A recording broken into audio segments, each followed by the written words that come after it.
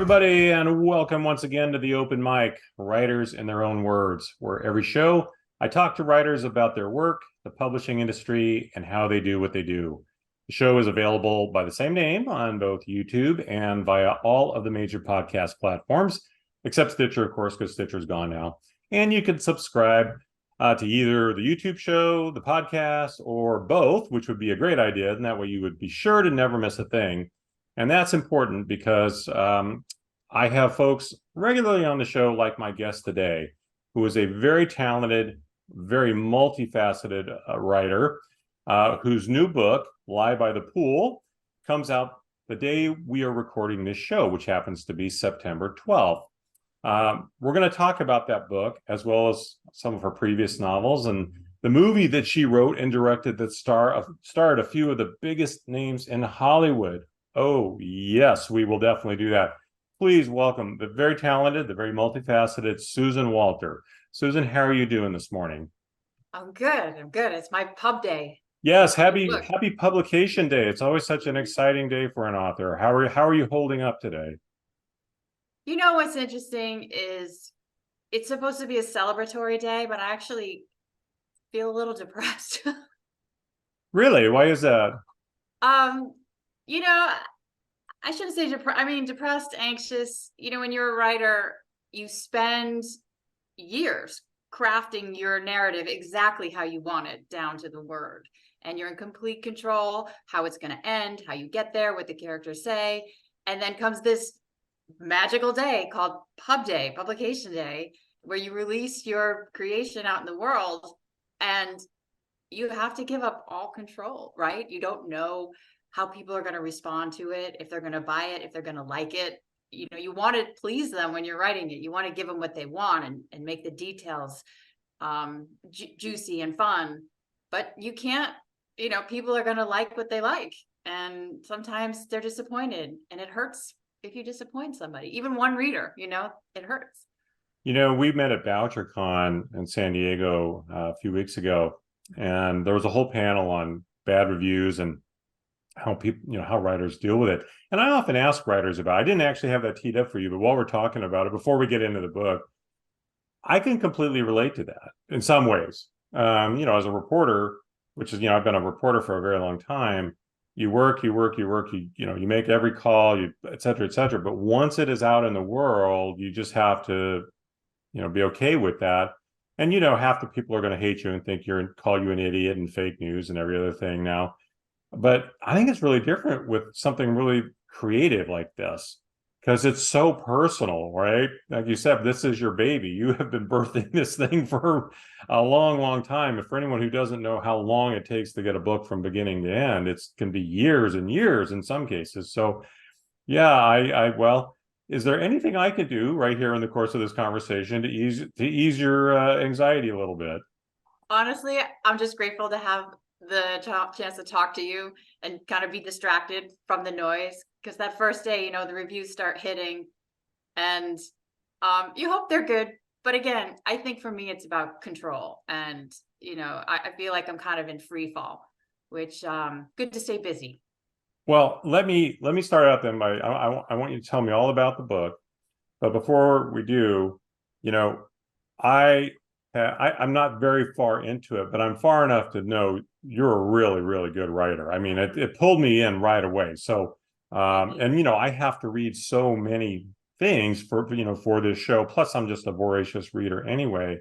I know often within the first few pages whether or not it's something that's going to have my attention. Now, that doesn't always happen quite that way, but I can tell you, Lie by the Pool grabbed me right away, and I'm so for whatever that's worth to you, I'm really getting into it really quickly. So if you're out there and you see a copy, you've got my recommendation. Good stuff. Yes, hold it there. Yes, thank you. Hold it up again. And it's a great cover too.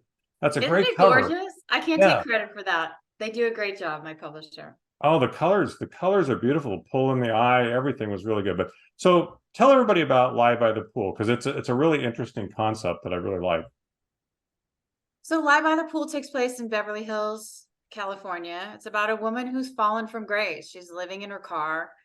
She lost her husband, and she takes up residence in a fancy Beverly Hills pool house. And she does get discovered there. And what happens when she does is not what you'd expect. You know, you'd think that they'd call the police and she'd be sent on the run, but instead she's invited to a party. And then the mystery is kind of revolves around, why is she invited to this party? Who is this person who's invited her? And what's their relationship? Because there are hints that they have a previously existing relationship. So as the novel unfolds, you'll discover just what that relationship is all about. Oh, and of course, there's the dead body that appears in the pool. I'm not giving anything away. That's on the book flap. So, Right. how are these women related, and where'd that body come from? Well, you know, your protagonist character, her name is Bree. Right. What was your inspiration for her? Because, and I want to talk to you a little bit more about characterization, and not just in this book, but your previous books too. But tell me a little bit about where Bree came from. I already find her to be a really fascinating character, because the thing that jumps off the page at you almost right away, because the circumstances you kind of set up are, oh, you know, homeless, maybe criminal, derelict. That's what it, you know, the situation is. But you very quickly realize that's not it at all. This is not somebody who's, you know, she's not out here because she's strung out or something like that. There's circumstances here. So that's one of the things that pulled me in right away, was the character grabbed me right away. So tell me a little bit about that character, and maybe how she came to be. Well, one thing that made writing her enjoyable for me is she's a pianist, right? So I was a violinist. I played for the beginning of my life. I was supposed to go to Juilliard and be a concert violinist, but the lifestyle did not agree with me. I'm a terrible performer, and I just didn't enjoy it. So I kept with me a lot of that vocabulary of being a musician, but also kind of how a musician experiences the world. And because she trained so meticulously for so many years, she hears the world in a specific way. So her ear training stays with her, and she's sensitive in a way that maybe other characters I've written were not. So that was one of the most enjoyable things, was kind of leaning into her musicality and how her ears sometimes lead the way in a precarious situation.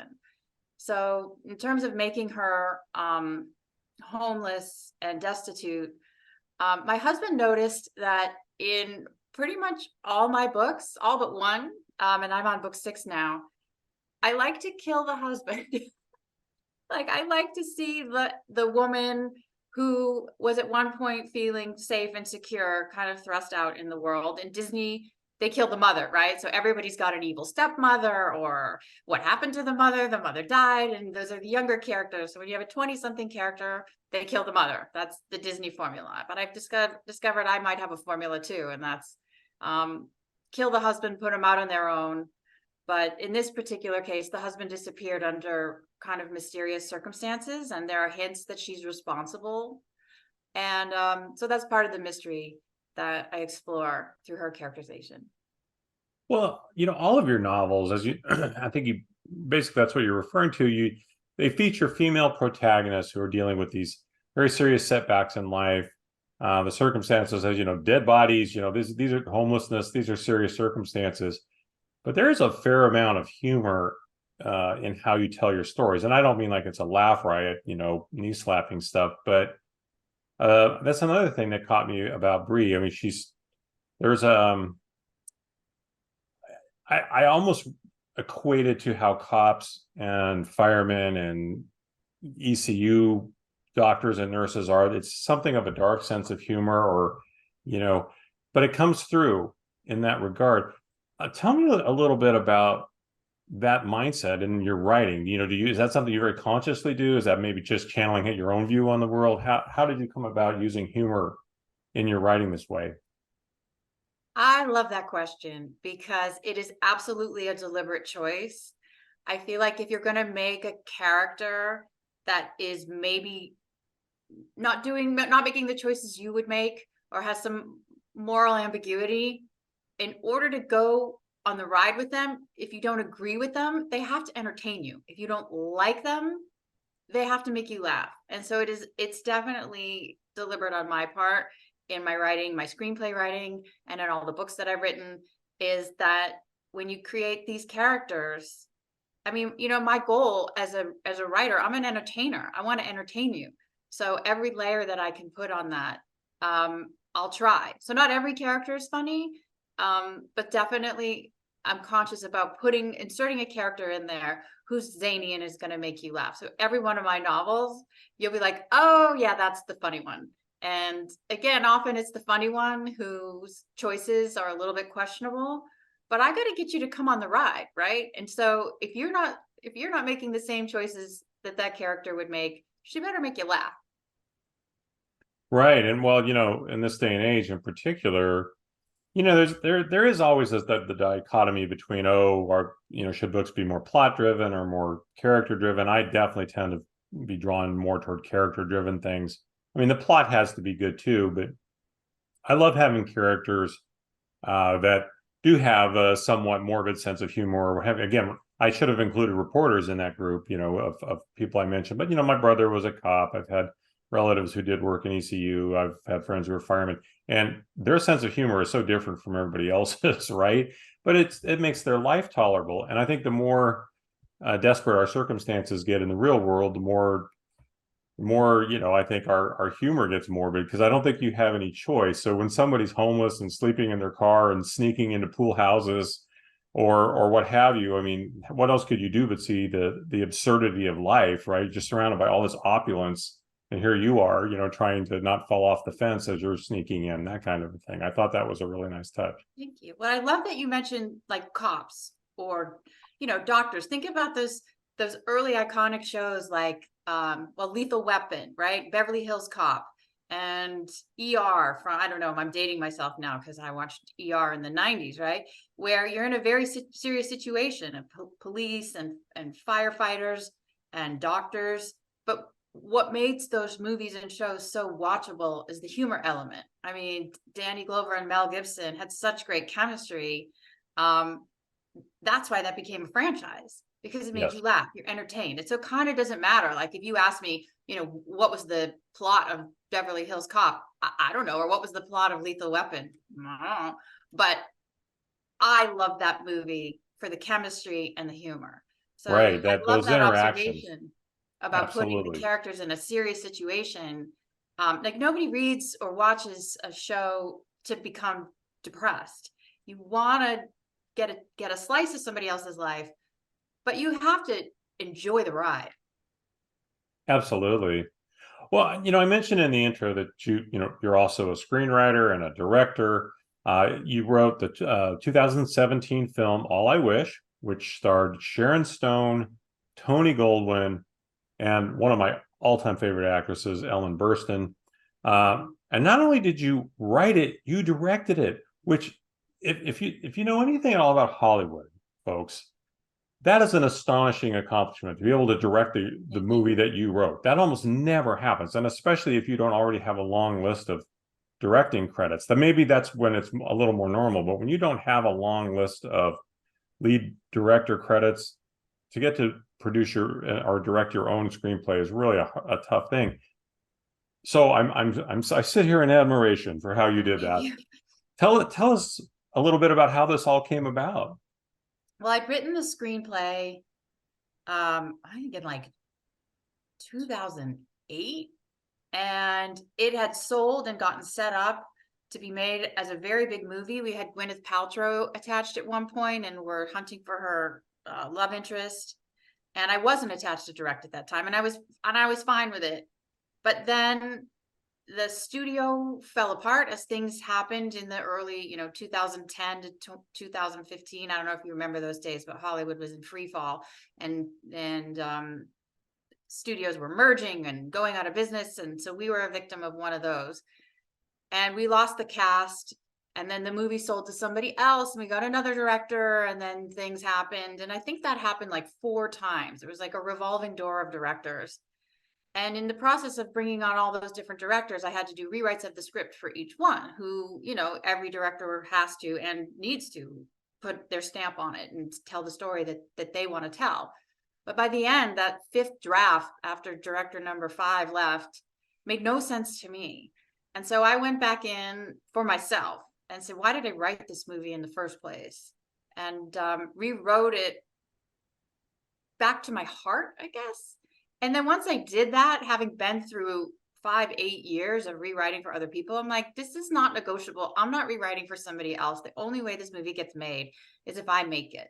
So it was set up on a much lower budget than it had been, but I didn't care. And I got to meet Sharon Stone. Or actually, you're going to laugh, but originally Sharon Stone, we had cast as Gwyneth Paltrow's mother. So she was going to play the Ellen Burstyn role as the mom. And she loved the script so much when she found out that that version fell apart, she called me and she said, I will be the lead. And once she said it, I knew it was right. Yeah, I don't know how many people out there can say that they had Sharon Stone say, "I want to be the lead in your movie." That's pretty impressive. That's all I can say. That has to be one of those moments that's burned into your memory for a long time. I mean, I she was is like, an yeah, I icon. can die now. Well, writers so often get attached to the words they write, and you were telling a little bit about how all of this, all the redrafts and all the other people, because that's so normal too. Everyone's got input and changes get made that you don't even know about. Which happens in books too, by the way, people. I mean, but we often get attached to the things we write, and one of the things you have to do is to learn how to kill your darlings. That's pretty commonplace. How is it for you though, as a director, watching actors portray your characters and saying your lines? Did you end up changing a lot of it as you went when you were seeing them and hearing them do this? And if so, was that a difficult thing for you to do? Um, First of all, everything they did if they improvised was better. So I just said thank you. And it's interesting to work with, so I worked with Ellen Burstyn, who is an Academy Award winning superstar and very meticulous about her process. So she only worked 2 days on the film. So she flew in from New York and we met in her hotel and we went over the script word by word, like every line she scrutinized and made sure I understood what I'd written. And if I couldn't justify her saying something that she wasn't sure was right, we had a conversation about it. So it was only maybe, I don't know, 10 pages worth of dialogue, 10, 12 pages. But we spent about 4 hours going through those pages. And she changed words. And when she showed up on the day, she did it exactly as we discussed it in that pre-meeting. Tony Goldwyn, who was on 7 or 8 years of Scandal, a Mm-hmm. seasoned TV director, he doesn't need rehearsal. He trusts what's on the page when you give it to him, and he will read it exactly as you give it to him. And then Sharon, Sharon recognized right away, she's done so many dramas, she was excited to do a comedy, that if you didn't play a little bit, it would kind of die, right? Like when you're on take 2, 3, 4, sometimes you got to play, you got to wake the other actors up and be more present. And she would improvise. And every time she improvised a line or a moment, it stayed in the film. And that's, I think, what made that performance so alive. So each actor comes to it differently. I mean, then there's Lisa Lapira, right? She's on a show called The Equalizer with Queen Latifah right now. And she's a brilliant comedian. And she did the lines exactly as written, but she never did them the same way twice. So everybody's got their own seasoning that they bring. And the mix is just kind of magical. Like I didn't, the best thing I did as a director was cast those actors and get out of their way, because once they you said rolling action, I just laughed. I mean, I was like covering my mouth right between, so I didn't ruin the sound, because they just did their thing, and it was wonderful.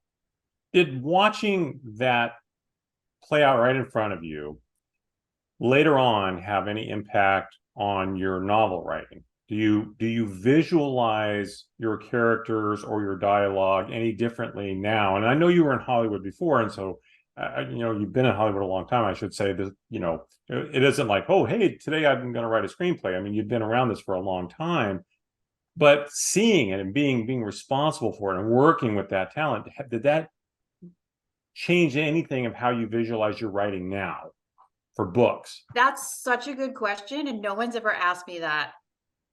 But I've answered it because people don't get how the directing is related to the writing. And I'm really glad you picked up on that, because the most important thing is not so much on the set, because the set was kind of about freedom and play and catching lightning in a bottle, whatever you got that day. But I learned so much in editing, right? So when you sit in the edit room for days on end, I mean, I think we edited for like 12 weeks, and you know, I'm like in a little room eating M&Ms out of the jar. You watch it over and over and over again, and you realize, first of all, you don't need as many words as you thought you needed, right? Things can be conveyed in a much more subtle way. Like, I learned kind of what good writing is. I was like, oh, why did I have her speak those words? You know how she feels by how she's behaving, right? So I cut a lot of unnecessary dialogue, and I carried that with me with the novel writing for sure. But the other thing that I carried with me as a director into novel writing was observation. Because part of being a director, then when you're in the editing room and you're crafting the story, you have to kind of remove yourself from it and be in the position of the audience, and appreciate what the audience, or in the case of novel writing, what the reader is experiencing, right? And it made me sensitive as I'm writing novels now to, like, well, what does the reader need now? Like, I've been really in the weeds here. I need to give them some perspective, or, you know, I'm heading in a certain direction. Oh, I need to turn now. So I've been able to kind of, in my writing of novels, occupy both seats at the same time, the writer being very detail oriented and deliberate, but also the director who says, hey, the audience is going to start to, you know, anticipate where you're going. You need to surprise them now. And I think it's being in the edit room for all those hours that helped me develop that intuitiveness, if you will. You know, I love that perspective, because so many writers, you know, they talk about that. You know, I think one of the things people do now is, oh, cast your story. Like, who would you cast in your story if it was being made into a movie, and all these things to try to visualize a little bit more. And you said something that I think is really key there, which is, you know, when you're seeing it play out in front of you, you find there's a lot of words you don't need, right?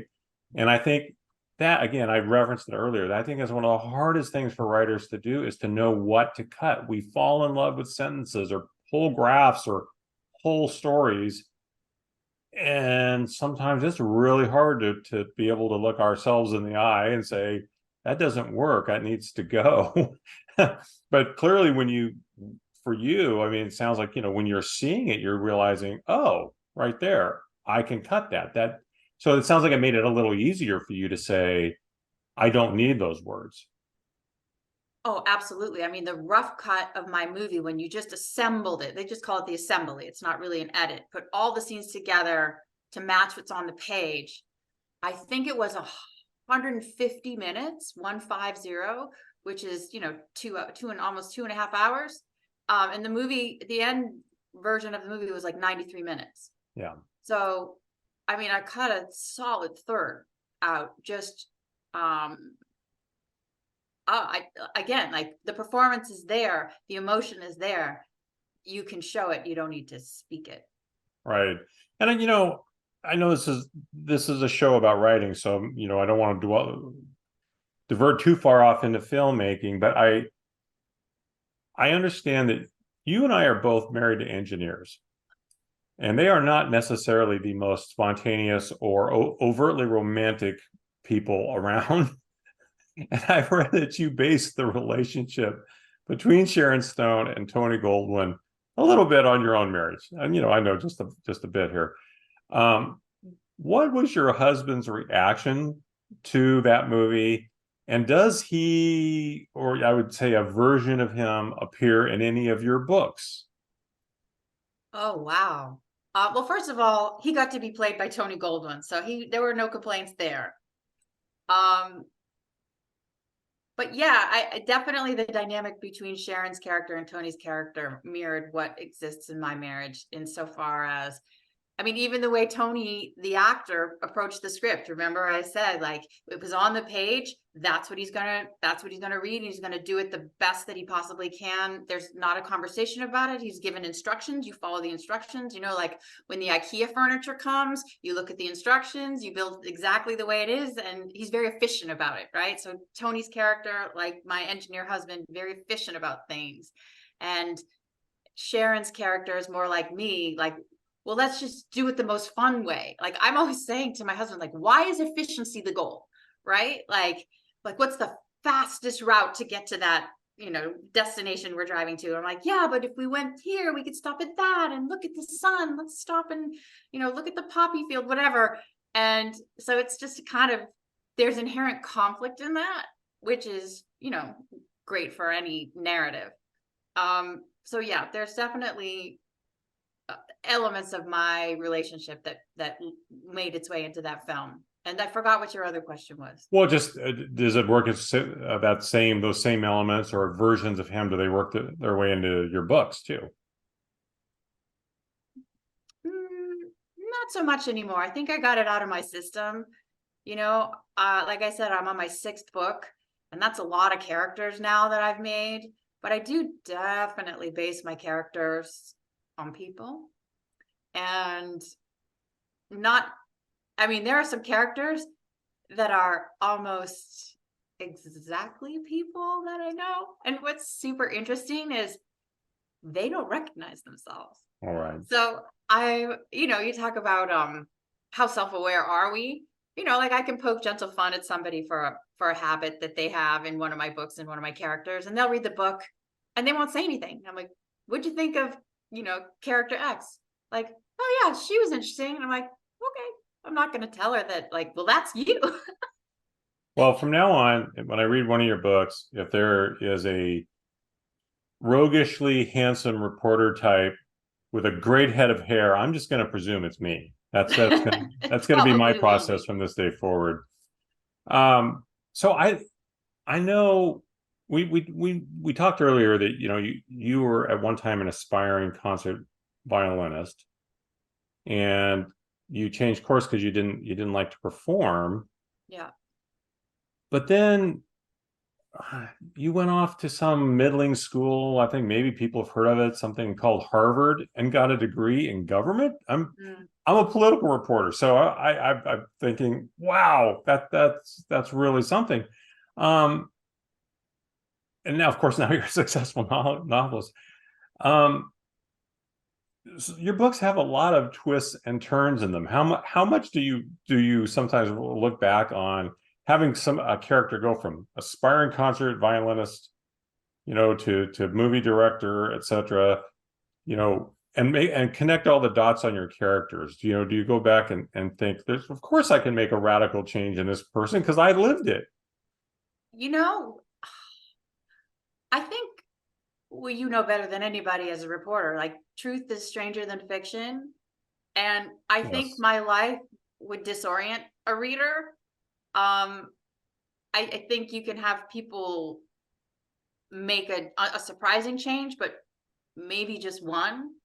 But you also talk about, how satisfying the quote unquote hero's journey is, right? Of taking a character who has a very clear dramatic need. They have a destination they're trying to get, like Indiana Jones wants the ark, or Rocky wants to win the fight. There's something really sticky about creating a character with strong dramatic need, or this thing that they have to have, a holy grail that they're reaching for, and not deviating from that. You can surprise them maybe once, or they can get that thing and realize that's not what's going to make them happy. But kind of the unspoken rule of creating a strong character is to put them on a course towards something that they want, and not bump them around too many times. I mean, definitely put obstacles in front of them, but if they deviate from that thing that you've established in the early pages that they're hungering for, then to have them like, oh, but look over there, maybe is considered not as good storytelling. Yeah, I think readers feel a little gypped there, or a little deceived, right? And you don't want that. So So like, by the way, I wanted to be a reporter. I don't know how deep you went back in my bio, but when I went to Harvard and studied political science, because I wanted to be the next Barbara Walters. yeah, I so wanted to be a news reporter. Um, and I interned at a TV station and I wound up writing the news. Not the news, but like opens and closes for shows and promos and things like that. And at one point they're like, well, what do you want to do? You're not, you didn't go to Harvard to just write promos. And I said, well, I want to be on the news. And they gave me an audition. And Rich, can I tell you how bad I was on camera? They were like, no, you're not a reporter. No school can help you. You're twitchy, you're uncomfortable. It's painful to watch you. That was a mistake. We're not doing that ever again. oh So my. um yeah, respect for reporters. It's not as easy as it looks. And also, I've changed my mind a few times. Well, I'm going to segue to something completely different in a way here. I wanted to ask you a question about marketing, and it's because it's a really big deal. Every writer in this day and age, with very, very few exceptions, is going to have to take on a huge portion of their own marketing. Now, even if you've sold a lot of books, you have successful series, you have tie-ins, it's just part of the game now. Even so, I mentioned BoucherCon earlier. It was really interesting during the author speed dating, which is where you and I met. But Heather Graham was doing it, and Hillerman. These are people who've sold an absurd amount of books, still out there pressing the flesh and doing whatever they can to meet new readers. And so, which I really respect. I really, I have a friend who writes sports biographies. He's used to be with Sports Illustrated, and he's been very successful. All of his stuff's made the New York Times.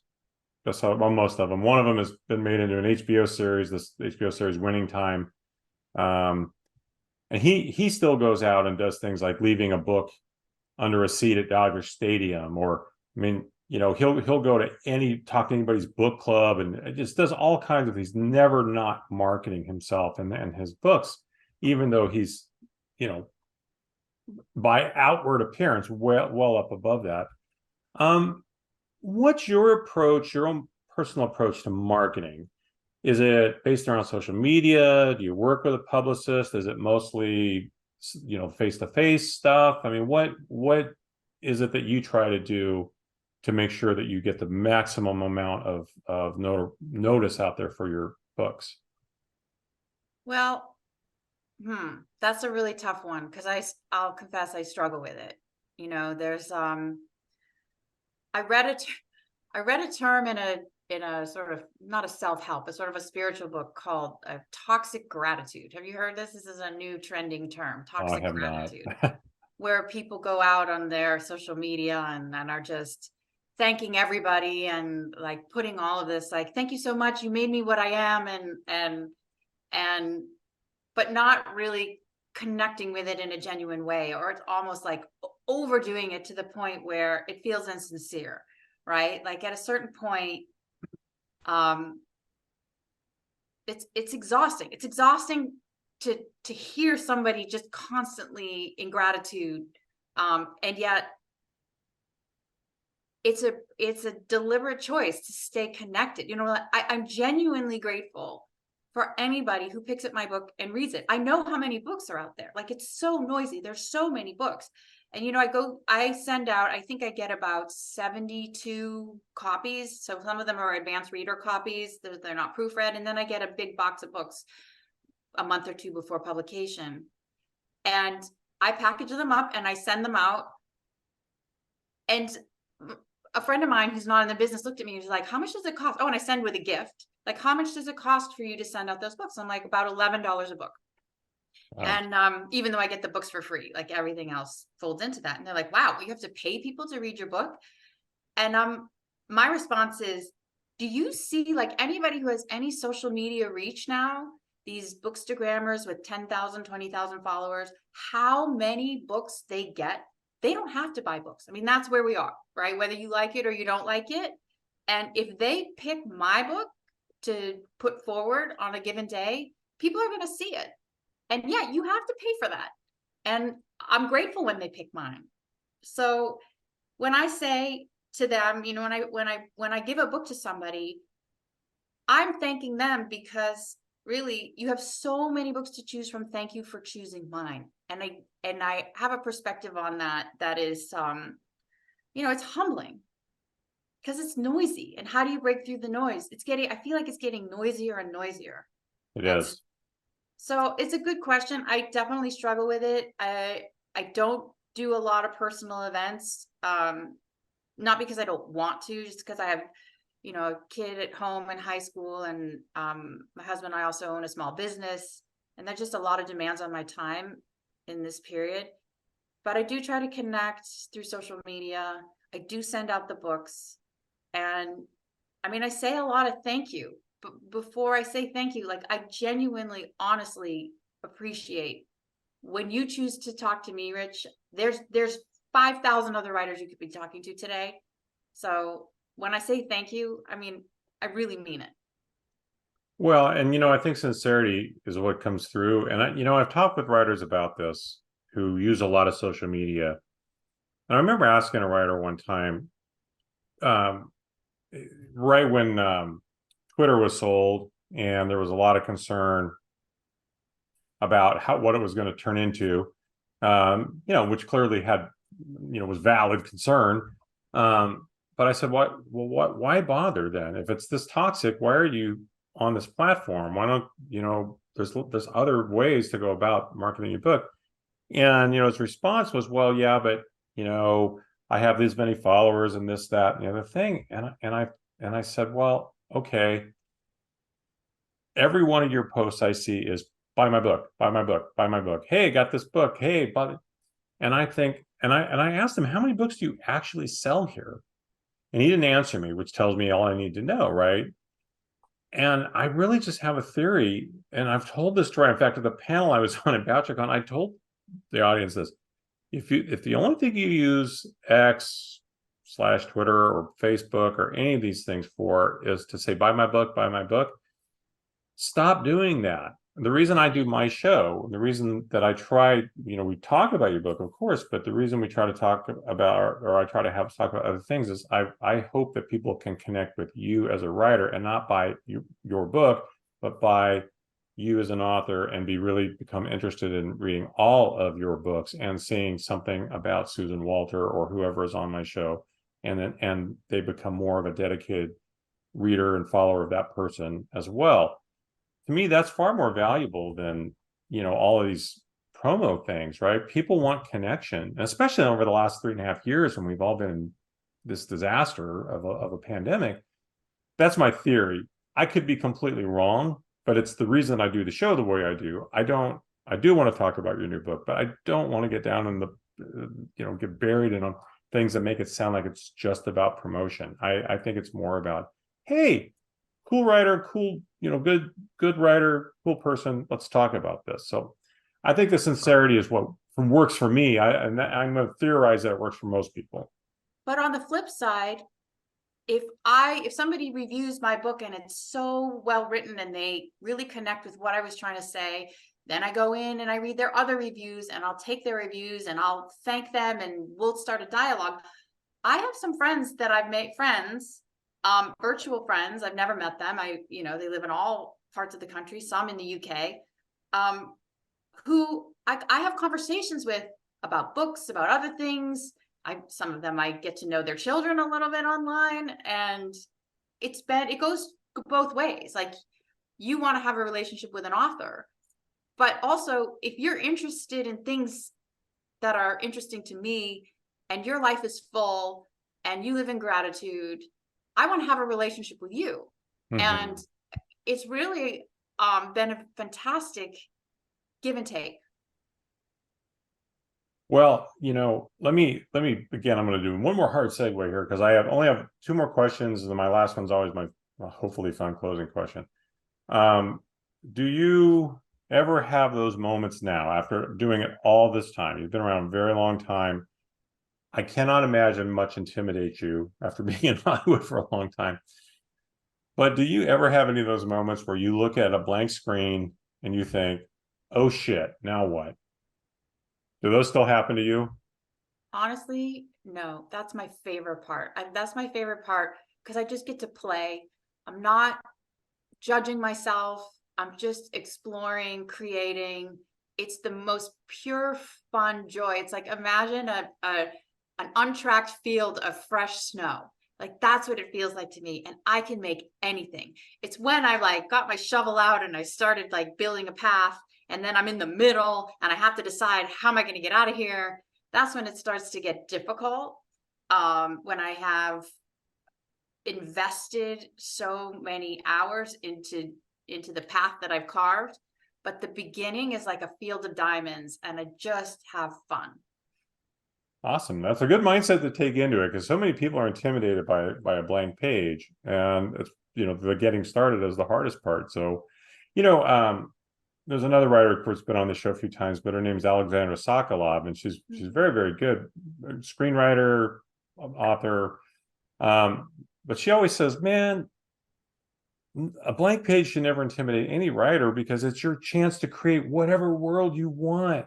It's the only time in your life you have complete control over everything, right? Every single thing you get to decide. You are the omnipotent being there, man. You ought to look at it that way and jump at the opportunity. Don't let it intimidate you. Also, you haven't made any mistakes yet. Right, right. There's No nothing one is wrong with finding it. any fault with you. The only voice in your head is still yours. You don't have to listen to anyone else's. It's That's it's right. great. So I like to close on what I hope is a fun question. I mean for it to be a fun question. I always like to say, let's just say for one moment, I'm an omnipotent being myself, and I can put you together for dinner, drinks, whatever, any kind of conversation, long hike, doesn't matter, with one of the following three people. Who would you choose and why? And the options that I'm going to give you, I'm going to give you Katharine Hepburn, Hedy Lamarr, or Vivian Leigh. I want all Hollywood actors there, but one of those three I could put you together with. Who would you want to sit down and have a nice long conversation with? Hedy Lamarr, Katharine Hepburn, or Vivian Leigh? I think it's got to be Katharine Hepburn. She's starred in so many of my favorite movies, but also, being friendly with Sharon Stone, and what it was like for those early pioneers, women in cinema. Sharon used to tell me stories. Oh, I hope she doesn't mind me telling this, but anyway, when she's co-starring with Michael Douglas. And so, when you're doing a film, the camera, now they shoot with a lot more cameras, but back in the day, usually they only had one camera on the set and it was lit. All the light is shining on one person and the camera is taking photograph of that one person and the co-star's off camera, right? So who gets to go first? Always when you're starting with Michael Douglas. And Sharon Stone, even though her star was rising, always got second. And Michael Douglas, by the way, got as many takes as the director, and he decided to take that day, right? I mean, sometimes Michael Douglas nailed it the first time, but they wanted to try other things and he wanted to play and he's the star. And then you're looking at your watch, right? And like, oh, we got to get Sharon's coverage. So they need to move the lights, move the camera, and we're on Sharon's coverage, but she only got 2 takes because it's time for lunch. So she said, you learn, like, I better get it in the first take because I don't know how many I'm getting, right? There's no room to play. So she would tell me these stories about what it was like in that era. And she was obviously even a little later than Katharine Hepburn. But when you watch a Katharine Hepburn movie, you don't ever get the sense that she was second to anybody, Right. right? I don't know how they shot her scenes with her various co-stars, but you watch her and you feel like she's driving that ship. And knowing Sharon and knowing what it was like for her when Sharon was also a huge star, right? An Academy Yeah. Award nominee. And knowing that she still only got her little bit, whatever the director and that other star wanted to give her. Watching Katharine Hepburn, you would never know. And she was way before that. So just for her pure command of every movie that she's in. She's the alpha. Yeah, if you've ever seen The African Queen or any of the movies with Spencer Tracy, I mean, Bringing Up Baby, whatever it is, Cary Grant, She's second fiddle to nobody. Exactly. Nobody. But that's not necessarily what the environment was that she was working in. Right. She took it. Absolutely. Yeah. You got to love that level of what's the word, presence. You That's know, right. it's because you're born with it. I don't think you develop it. I think you're born with it, and I think she was probably born with it for sure. I mean, good choice. I like that. So, well, Susan, this has been a lot of fun. I really appreciate you coming on. I wish hold up the book one more time so everyone can see it. Lie by the Pool. Love that cover. Absolutely love that cover. That is such a great, like I said, the colors are great. The visual, just I think that's a great cover. But I'm getting into the book now. I highly recommend it. Really, I think y'all will like it too. If you like it, if you're a mystery person, you know, that's why you're here. Check out the book. I think it's really great. Yeah, And thank you you do a very much. great interview. It's a lot of fun talking to you. Oh, well, thank you very much. Tell your friends. That'd be great. Yeah, absolutely. Well, I'll remind everybody, you can please hit subscribe either on the YouTube channel if you're watching this on YouTube, or if you're listening to a podcast, please hit subscribe. 5-star reviews are great, or five stars are great. Reviews are better. Please leave me a nice review. Not for me, but it does help people find the show. And I think if anyone's interested in writing or in how writers go about doing what they do, this is a great way to hear from really good, successful people how they do what they do. So please leave the review and help someone else out. The last thing, I always leave it the same, but it's really important here. Tomorrow is not promised to anybody, so please make today count. Until next time, for my guest Susan Walter and myself, Rich Eisen, this has been the Open Mic Writers in Their Own Words.